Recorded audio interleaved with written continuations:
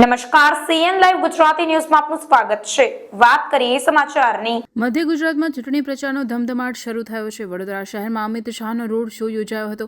અમિત શાહે પહેરેલી ગુલાબી રંગની વિશેષ પાઘડી વડોદરાના ગાયકીવાડ શાસનના રાજાની પાઘડી સાથે મળતી આવતી હતી। અમિત શાહના રોડ શોમાં વિશેષ વાહન પર ભાજપના લોકસભા ઉમેદવાર ડોક્ટર હેમાંગ જોશી અને રાજ્યના મુખ્યપ્રધાન ભૂપેન્દ્ર પટેલ તથા હાલના સાંસદ રંજનબેન ભટ્ટ ઉપસ્થિત રહ્યા હતા।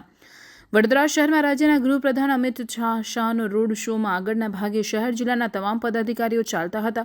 પાછળના ભાગે કારનો કાફલો ચાલી રહ્યો હતો। સાથે જ અમિત શાહ દ્વારા રેલીમાં ભાગ લેનાર લોકો ઉપર પુષ્પવર્ષા કરવામાં આવી રહી હતી।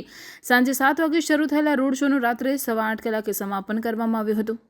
અમિત શાહે જણાવ્યું કે વડોદરાના સૌ નાગરિકો, સીએમ પટેલ, ઉમેદવાર ડોક્ટર હેમાંગ જોશી તમામનું સ્વાગત કરવા માટે હૃદયપૂર્વક ખૂબ ખૂબ ધન્યવાદ। આજે તમામ જગ્યા પર મોદી થઈ ગયું છે। ગુજરાતમાં સતત ત્રીજી વખત ભાજપ 26 સીટ જીતશે। સમગ્ર વિશ્વએ ભારતના વડાપ્રધાન નરેન્દ્ર મોદીની કામગીરીને બિરદાવી છે। આપણે એક ભારતીય તરીકે ગૌરવ અનુભવીએ છીએ કે એક ગુજરાતી વ્યક્તિ ત્રીજી વખત વડાપ્રધાન બનવા જઈ રહ્યા છે। વડોદરા શહેરમાં રોડ શોમાં કેન્દ્રીય ગૃહપ્રધાન અમિત શાહ સાથે વિશેષ તૈયાર કરવામાં આવેલા રથમાં વડોદરા ભાજપના લોકસભા ઉમેદવાર ડોક્ટર હેમાંગ જોશી હાજર રહ્યા હતા। તે સિવાયના તમામ નેતાઓ અન્ય વાહનોમાં અથવા પગપાળા જોવા મળ્યા હતા।